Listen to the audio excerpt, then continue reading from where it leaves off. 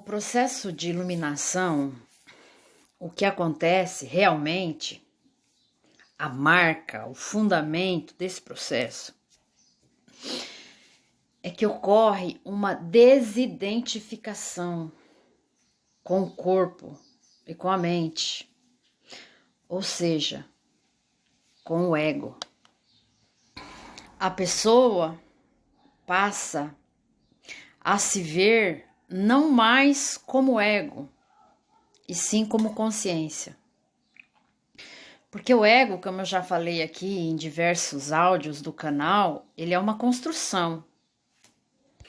Nós não nascemos com os nossos gostos, nossas preferências, nossas crenças e nossos valores.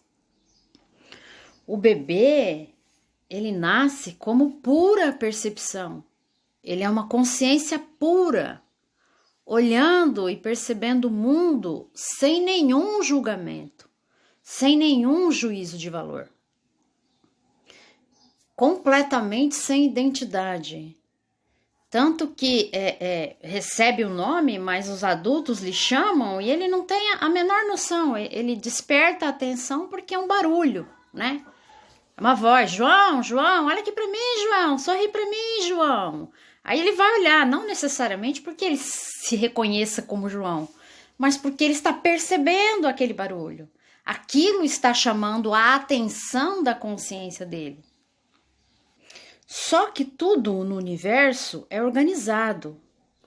O universo tem um programinha fundamental dentro dele, onde todas as formas existentes visam uma organização. Elas se autorregulam. E embora a consciência pareça pura aqui neste corpo-mente, este corpo tem uma mente que funciona como um computador inteligente, que processa informações. Então, essa mente, ao longo da existência deste corpo, vai passando por experiências e dessas experiências ela vai retendo impressões, aprendizados. Uma dessas impressões é que tanto lhe chamarem de João e dizer que você é João, a mente começa a entender que ela é João. Vai entendendo que ela é um ser humano e, portanto, se comporta como tal. E então, a partir de suas experiências, se desenvolve um ego. O que é um ego? Ego é apenas um conjunto de preferências, aversões, valores. Fulano é de esquerda, o outro é de direita, um é corintiano, o outro é palmeirense, um gosta de doce, outro mais de salgado. Há quem curta jiló, há quem odeie. Apenas isso.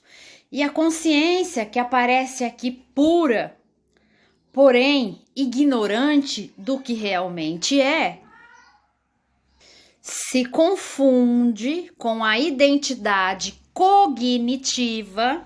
Por que identidade cognitiva? Porque ela é feita de ideias, de pensamentos, inclusive ideias mutáveis, pensamentos mutáveis, sempre estão mudando, não é fixa. Você não é hoje a mesma pessoa que você era aos 12 anos. Então ela se confunde com essa identidade cognitiva, portanto, uma identidade construída, e passa a operar, a existir como se fosse essa identidade. E aí sofre e se alegra com as questões referentes a essa identidade. Sofrimentos fundamentalmente psicológicos, porque a cultura cria um sistema, uma bolha de valores, onde ela insere os seus indivíduos e dentro daquela bolha já está descrito o que faz feliz e o que faz infeliz os sujeitos. Então, não basta ter um carro que te transporte do ponto A ao ponto B. Tem que ser um carrão, porque se não for o carrão, significa que eu sou pobre. E dentro dessa sociedade, os indivíduos que são valorizados, que são os ditos vencedores na vida, são os indivíduos que têm um trabalho legal, uma conta bancária gorda, um padrão estético dentro dos valores esperados, considerados como belo, enfim, uma pessoa de sucesso. Se o Giva não se enquadra dentro desses parâmetros, ele vai sofrer. Ele vai sofrer o quê? As dores dessa identidade psicológica que foi construída a partir de uma cultura, de um contexto social que também foi construído. Veja bem, foram os homens que inventaram seus valores. O mundo que nós conhecemos, o mundo que nós vivemos, não passa de uma construção idealizada. Uma construção baseada em pensamentos. Pega o exemplo aí do carro. O valor do carro é pelo seu uso, meio de transporte. Esse é o valor prático dele. Entretanto, os homens criaram um valor social em cima disso. Não, o valor do carro está no status que ele lhe dá. Quanto mais caro, mais poderoso como Giva você é. Se você tiver um carro de 40 mil, ótimo. Mas se tiver uma Ferrari, melhor ainda. E assim por diante. Não vou me estender nisso porque tem vários áudios aqui no canal falando dessa construção egóica, dessa construção cultural, dessa construção que nos constrói, nos constitui como ego, como Giva, como personalidade, como humanos. Então, o que realmente acontece na iluminação? O que acontece no processo de iluminação, quando você desperta para a verdade, quando a luz se acende, por isso que chama de iluminação, é uma metáfora. Você vê que você não é essa identidade. Você vê que essa identidade é construída, que o mundo que nós habitamos é construído, e por isso que todas as culturas são diferentes.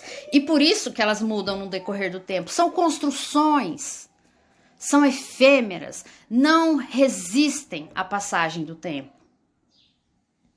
Você descobre que fundamentalmente só tem uma coisa que é eterna e persistente, que é a consciência. Você descobre que você é consciência.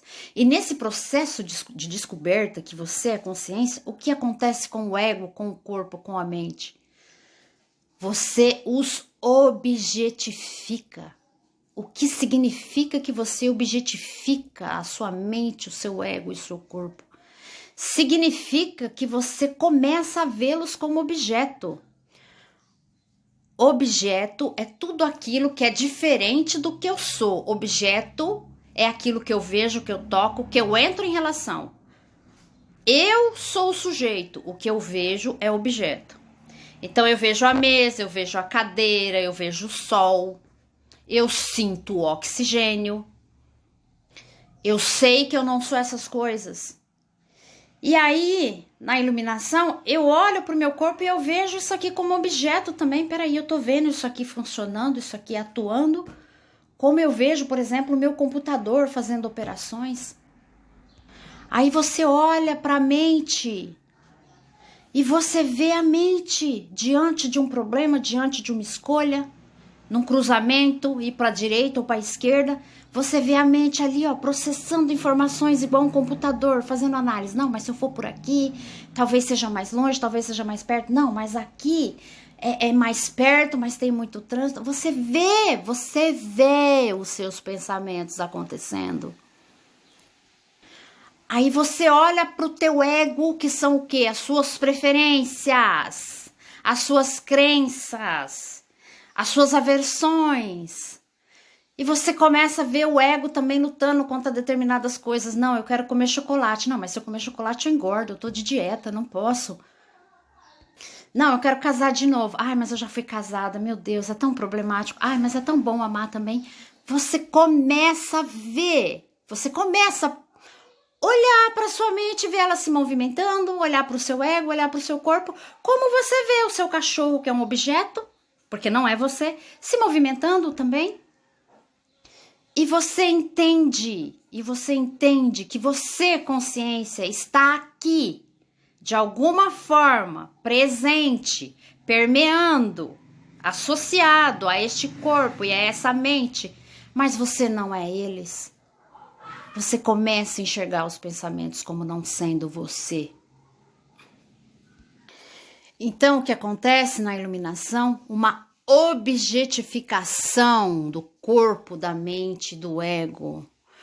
Por isso que depois há um desapego das coisas do mundo, há uma leveza, há uma tranquilidade, como diria Osho, você vive no mundo sem estar preso no mundo. Porque a partir do momento que acontece esse processo de iluminação e, portanto, objetificação do seu ego, é como se você se transformasse num terceiro em relação a você mesmo. Sabe quando um amigo, uma amiga vem desabafar um problema? Ai, porque eu tô sofrendo, porque eu não vou receber aquela herança e tal. Você fala, não fica assim, tudo bem, você viveu sem ela até agora, você vai viver, não vai acontecer nada, tá tudo certo. Você só vai ficar frustrado por causa de desejos que você projetou em relação a esse dinheiro, não sei o quê.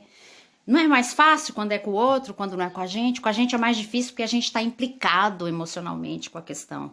Não é assim? Só que quando acontece esse processo de objetificação, você se transforma literalmente num terceiro em relação a você mesmo. E aí os impactos de todas as experiências ruins e também boas não serão sentidos como são sentidos ou eram sentidos pelo ego quando você estava identificado a este ego. Tudo ganha leveza.